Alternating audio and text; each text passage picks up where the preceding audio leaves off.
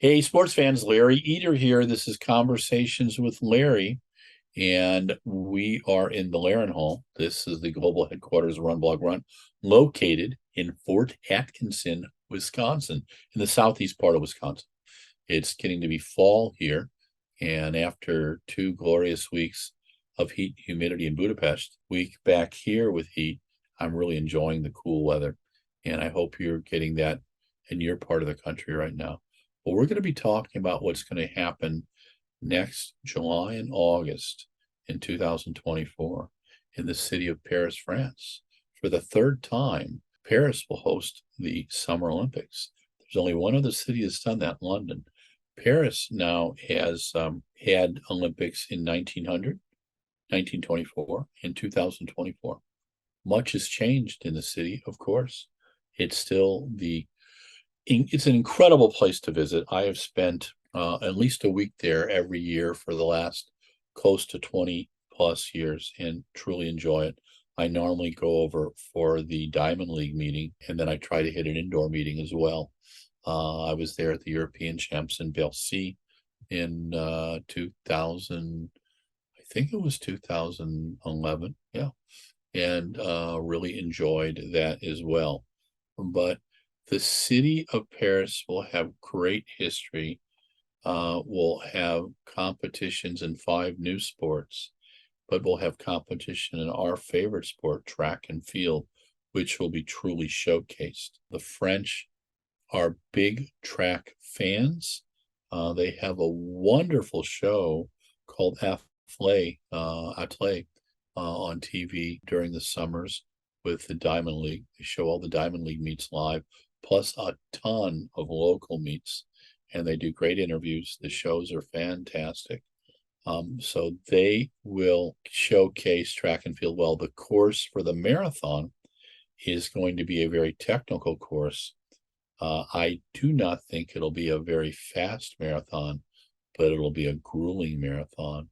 And we're getting back to that. We've got to this place where, everybody wants to run a 2-hour marathon, and it's just not possible. But also, it's taken away from some of the history and the iconicness of the 26.2 distance.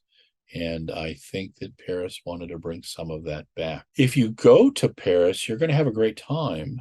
I suggest you go before the Olympics to check things out, because during the Olympics, it's going to be difficult to get around the city.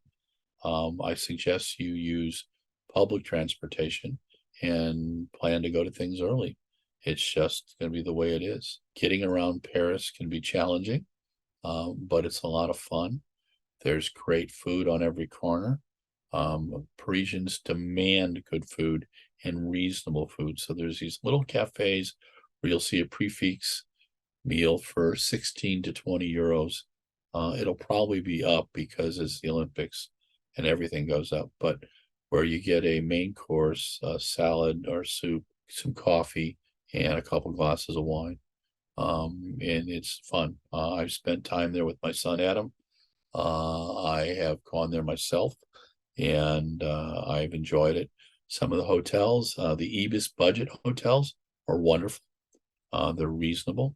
There's all kinds of little hotels all over Paris that you can enjoy, but you're going to have to do it now. I would find your hotels now and your airfare now. There's airports besides Charles de Gaulle to get into, and that was something for you to consider as well.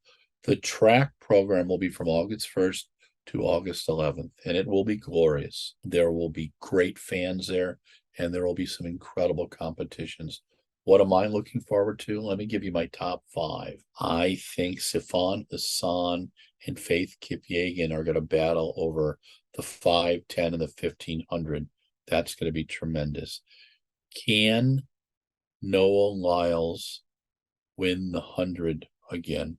That's going to be really interesting to see, because there's going to be a lot of athletes gunning for him. Can he win the 200, which is his best event? Can Wade Vanderkerk come back from a very difficult injury in 2017 and a challenging world champs in 2023? Athing Mu, Mary Mora, Keely Hodgkinson, women's 800. That's going to be a tremendous race. Sharika Jackson in the 200. What is she going to do with Gabby Thomas? Very interesting there. Sha'Carri Richardson in the 100. She has shown her talent in the world champs where she got the gold in the 100, the bronze in the 200, and a gold in the 4x1. The U.S. team in the 4x1, will they be able to repeat what they did in Budapest? The U.S. team in the 4x4, will their U.S. team, men's and women, make the final? That'll be a big deal. Sydney McLaughlin-Levrone and Femke Bol. Femke Bol is much closer to her now than she was a year ago, and Sydney has been away from the race.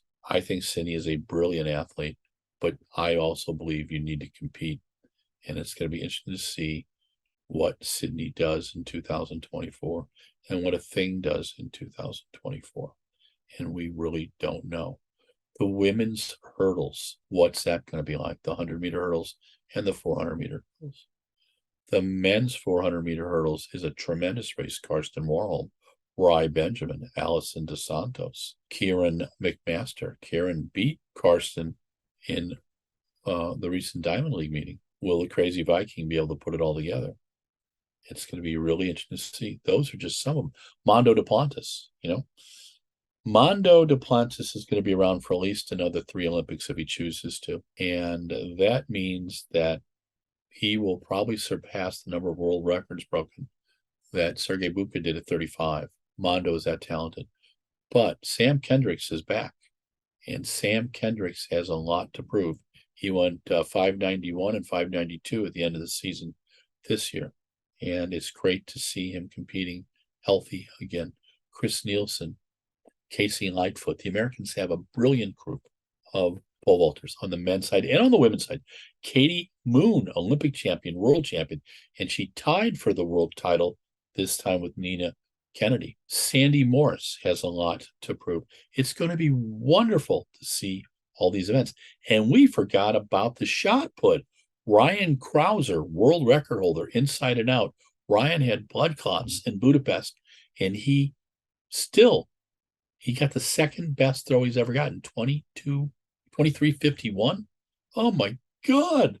Incredible, huh? So those kind of things are stuff that we'll be talking about in Paris 2024, and as we build up to that.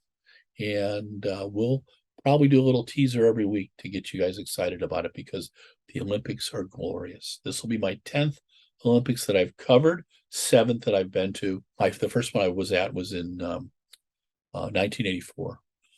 The first one I remember was 1968. I remember watching Bob Beamon jump with my dad eating hot dogs on Saturday in St. Louis on our little black and white TV. And I was 10 years old. And it was fascinating to me because we did the long jump, or the broad jump as we call it, in PE class. It's at St. Blaise, where I went to school. And so I identified with it. So many kids' first experience in sports are with track events, and many track events, right?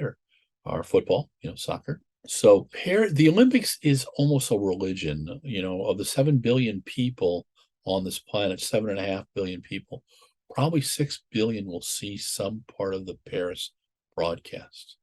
What I hope is that NBC is very open about sharing. They've continued to share their broadcast with media, because the more eyeballs, the better. And it makes their sponsors happy. So I hope they can continue this "we are the world, we are the children" kind of a view too. But in any circumstance, Paris is going to be incredible. And I cannot wait. This is Larry Eder with RunBlogRun, Conversations with Larry. And we were just talking about the wonders of the upcoming Paris 2024 Olympics. Talk to you soon.